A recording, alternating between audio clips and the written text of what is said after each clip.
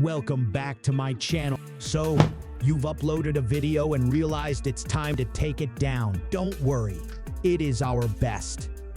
Today, I will guide you through the simple process of deleting a YouTube video. Stay tuned, and I'll make sure you navigate it without breaking a sweat. First, go to YouTube apps on your mobile. Then click on the library on the bottom right. Then you will see an option called Your Video. Click on it.